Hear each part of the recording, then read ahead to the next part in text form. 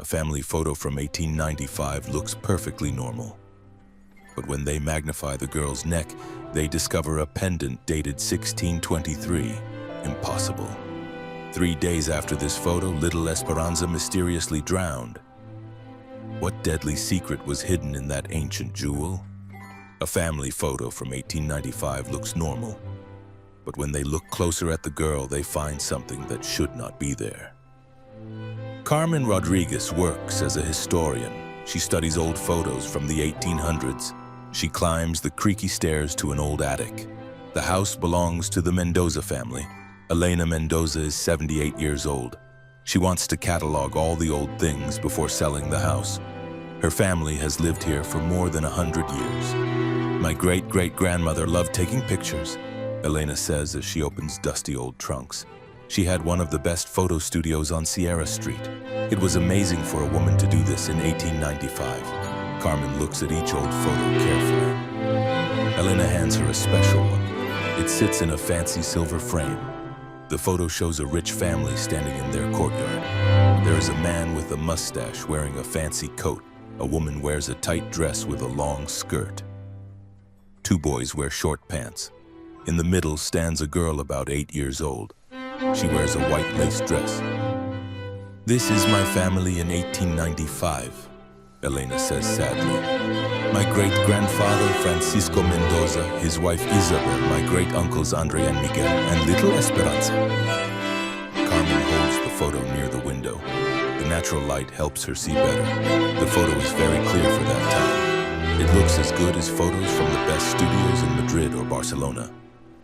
But something about the girl catches her attention. Esperanza stares right at the camera. Her look seems too serious for a child her age. "What happened to Esperanza?" Carmen asks. She notices Elena's voice sounds worried. Elena stays quiet for a long time. Her fingers shake as she holds other family photos. She disappeared 3 days after this photo was taken. They found her a week later at the port. She had drowned in the Guadalquivir River. Nobody knew how she got there. Carmen feels cold. The photo that looked like a normal family picture now seems scary. Esperanza's eyes seem to hold a secret that died with her when she was only 8 years old. Carmen takes the photo to her studio in the old part of Seville. She has the best magnifying glasses and microscopes for looking at old documents. For many years, she has studied thousands of photos from the 1800s. But something about this picture bothers her beyond the sad family story. Under the bright light of her lamp, she starts to look at every inch of the photo with her magnifying glass. The photo technique is perfect. The lighting is just right. Everything is carefully planned. The contrasts are clear. Elena's great-great-grandmother's studio was clearly very good. When she looks at little Esperanza through the magnifying glass, Carmen sees something amazing. On the girl's neck, partly hidden by the lace of her dress, she can see a small pendant. You cannot see it with just your eyes, but what the pendant shows is even more surprising. Words are carved in the metal. She can clearly read RHC Weskin 23. Carmen blinks several times. She thinks her eyes are playing tricks on her. She cleans the magnifying glass carefully and looks at the pendant again. The letters are clear. They are carved with great skill. But this creates a big problem with the date. The pendant says 1623. That is more than 200 years before Esperanza was born. This cannot be real, she says to herself. An object from the 1600s with the 1800s girl is not impossible. But why would a rich family like the Mendoza let a girl wear such an old and valuable piece of jewelry? Carmen looks through her books about the history of jewelry making. She searches for information about carving techniques from the 1600s. The letters RHC could belong to some jewelry maker from that time. They could also be the initials of some important historical person. By morning, with tired eyes but a very alert mind, Carmen makes a decision. She must find out where that mysterious pendant came from. She needs to learn its connection to the Mendoza family. Carmen goes early to the historical archive of Seville Cathedral. This is where the oldest church records and city documents are kept. Don Emilio Vasquez is the head librarian. He is an old man who knows every document in the huge collection. The Mendoza were a very important family at the end of the 1800s. Don Emilio explains as he looks through baptism records. Francisco Mendoza sold olive oil. He had business all over Andalusia. His wife Isabel came from a family of craftsmen who made jewelry. Carmen finds Esperanza Mendoza's baptism certificate. It is dated March 15, 1887. The girl would have been exactly 8 years old when the photo was taken in 1895. But what catches her attention most is a note written in the margin. It is in different handwriting. It says, died by drowning on October 26, 1895. Suspicious circumstances. Is there more information about her death? Carmen asks. Her heart beats faster. Don Emilio leads her to the civil archives. Here they keep reports from the civil guard of that time.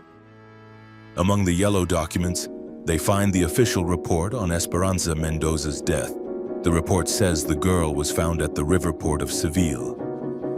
She was in the waters of the Guadalquivir River a week after she disappeared. The report points out strange things that do not make sense.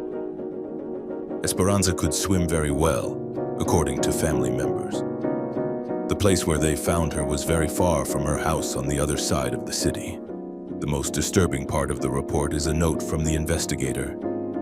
The girl was holding in her right hand a gold pendant with the initials RHC and the date 1623. The family says they do not know where this jewel came from. Carmen feels her blood turn cold. It is the same pendant she saw in the photo. It was hidden in the lace of Esperanza's dress. The girl had carried it with her until the moment she died. Carmen needs more information about the daily life of the Mendoza family before the tragedy. Don Emilio suggests she visit Dona Remedios Herrera. She is an 89-year-old woman who lives in the same neighborhood where the Mendoza house used to be. Her family had been their neighbors for many years. Carmen finds her in a small house near the Plaza de San Lorenzo. She is knitting by the window that looks out to the interior courtyard.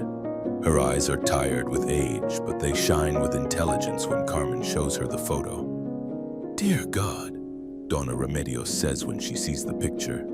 "It's little Esperanza. My grandmother told me the story when I was a child. She said that child had changed a lot in the weeks before she died." Carmen leans forward. She wants to hear more details. "My grandmother worked as a seamstress for Dona Isabel, Esperanza's mother," the old woman continues. "She went to the Mendoza house every week to fix the family's clothes.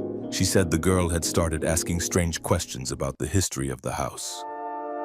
Dona Remedios pauses to drink some chamomile tea. Esperanza kept asking about who had lived in that house before her family. She wanted to know about the old owners. She wanted to know about objects that might have been left hidden. My grandmother thought the girl had found something in some corner of the house, something that made her obsessed. Carmen feels her heart racing. "Did your grandmother say what kind of object?"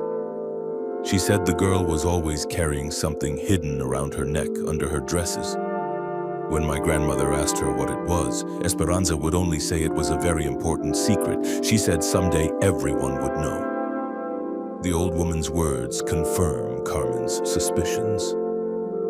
Esperanza had found the pendant RHC 1623 somewhere in the family house. That centuries-old jewel had made her curious about the people who used to live in the property. Carmen decides to investigate the photo studio that belonged to Elena's great-great-grandmother. According to city records, the studio was located at number 47 Sirpa Street in the business heart of Seville. The building still exists, but now it is a hat shop. Carmen talks with the current owner. He lets her go into the basement where some abandoned objects from previous tenants are stored. Among the dust and spider webs, she finds several old photo equipment pieces. There is a glass plate camera, wooden tripods, and most importantly, dozens of undeveloped photo plates carefully wrapped in black paper. Carmen takes the plates to a specialist in developing historical photos. Don Alberto Jimenez has a laboratory set up to work with techniques from the 1800s. These plates are in excellent condition. Don Alberto says as he prepares the necessary chemicals. The development process will be delicate, but we should be able to recover the images. During the next few hours, they watch as images slowly appear on the plates.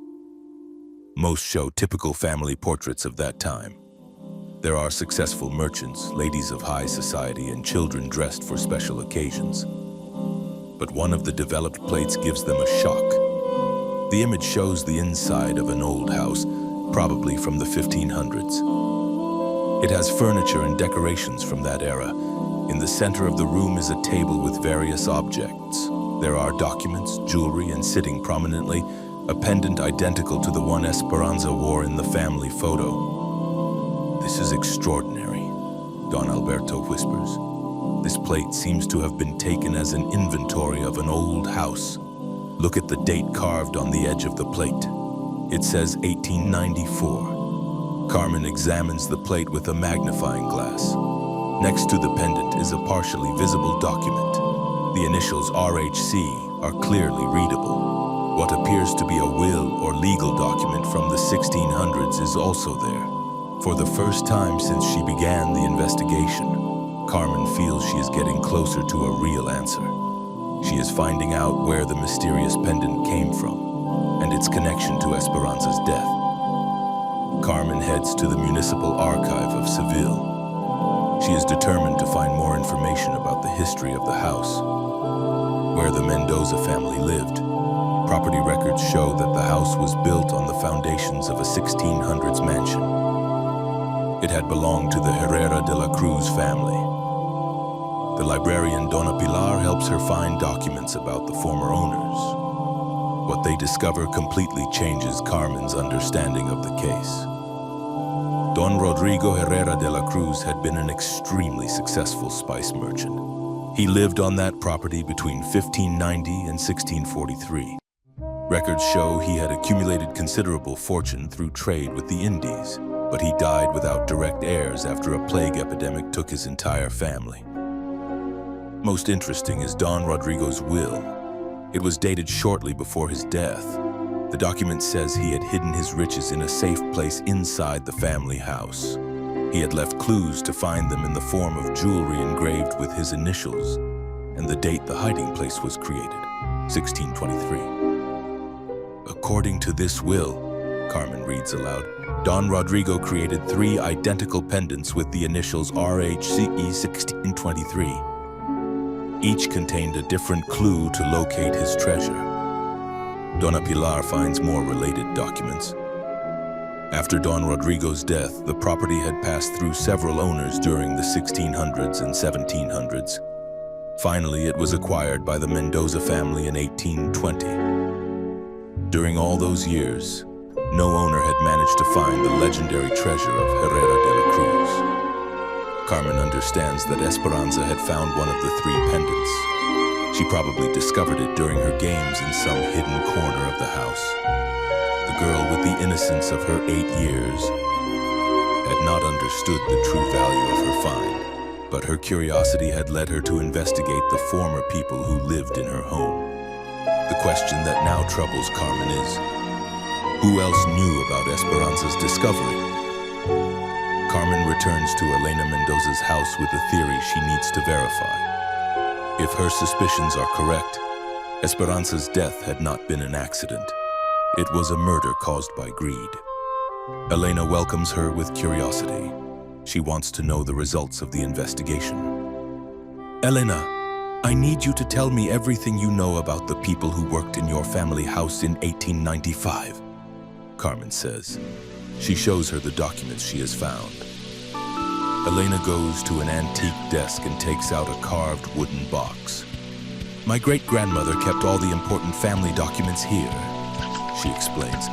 This includes the contracts of house employees. Among the papers, Carmen finds what she is looking for. The employee records of the Mendoza house.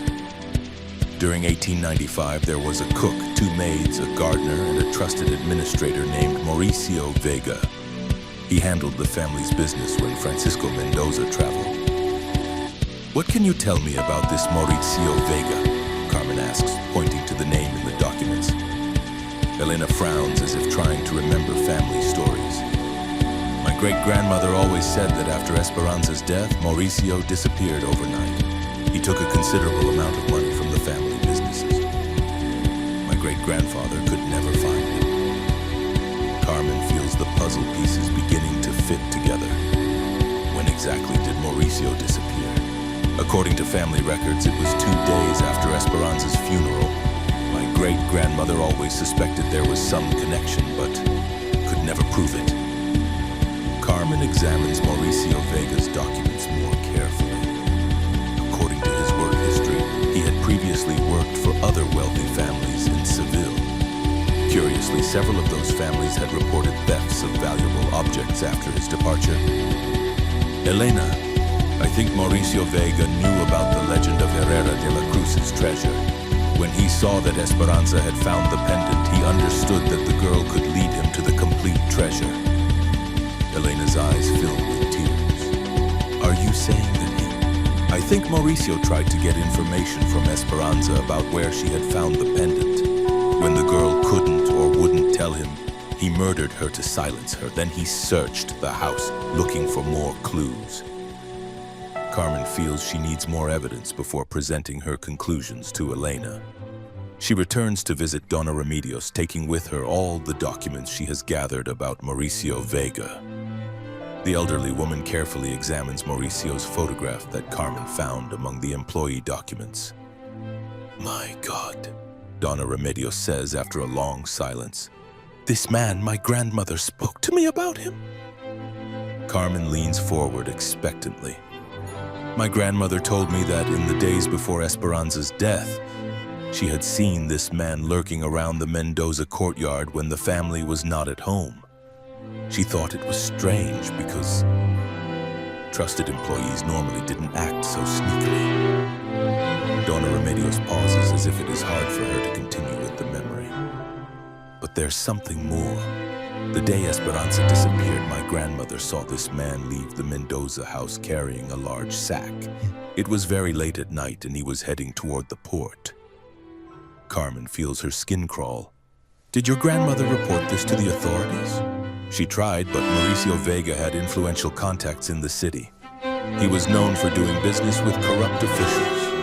When my grandmother went to the civil guard, they told her to stay away from matters that didn't concern her. The elderly woman takes Carmen's hands in hers. My grandmother carried that guilt until her death. She always believed that if she had insisted more, maybe they would have found little Esperanza's murderer. Carmen understands that Mauricio Vega had used his position of trust in the family to watch Esperanza. He discovered her finding of the pendant and finally murdered her when he couldn't get the information he needed. Afterward, he had used his influence to silence witnesses and escape justice. There's something else you should know, Donna Remedios adds. My grandmother told me that after Mauricio disappeared, rumors spread that he had bought a very expensive property in Cadiz. It was as if he had suddenly gotten a great fortune.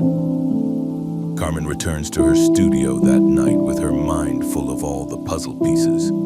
She places the original photograph under the lamp and looks at it for a long time. Now she completely understands what it represents.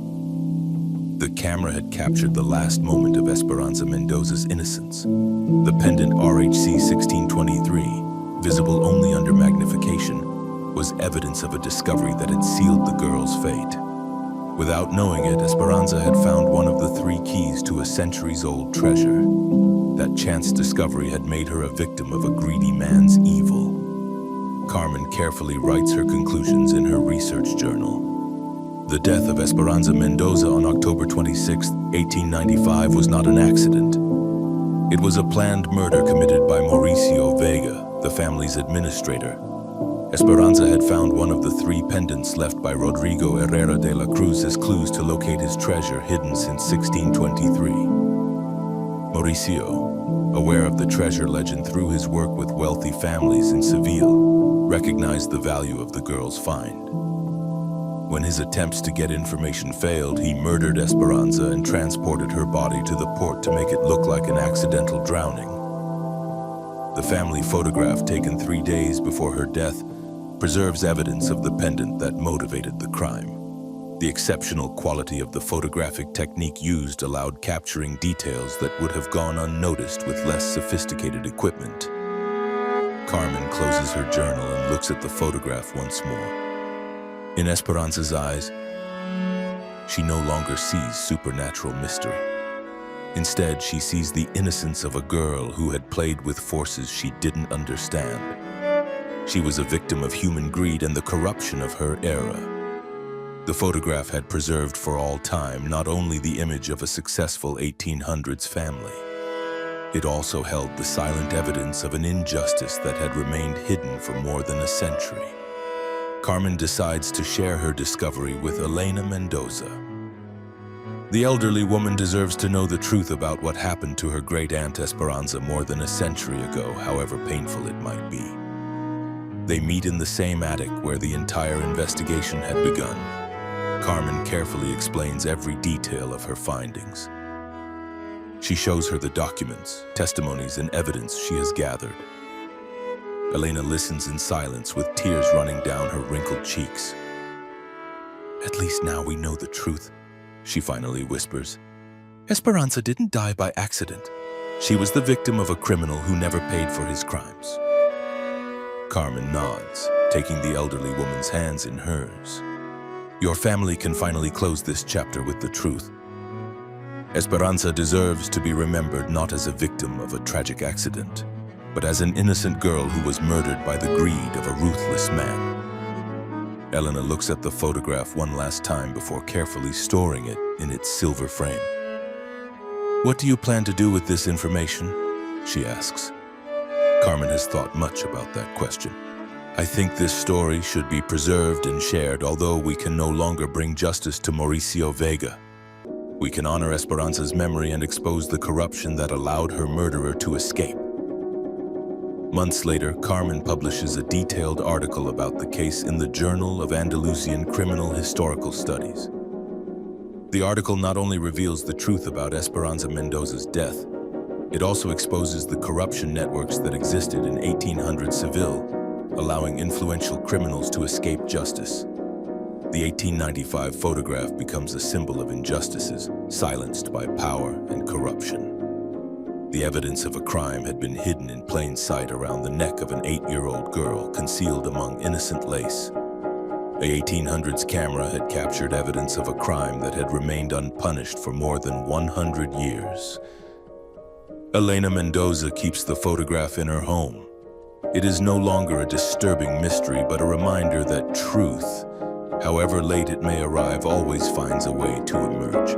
Every time she looks at little Esperanza's eyes, she can see in them not only lost innocence, but also finally restored justice. The rain that had begun on the day of discovery had stopped. The gentle sun shines again over the terracotta roofs, illuminating a truth that had remained hidden for more than a century. It had been waiting for the right moment for justice, though delayed, to finally be revealed.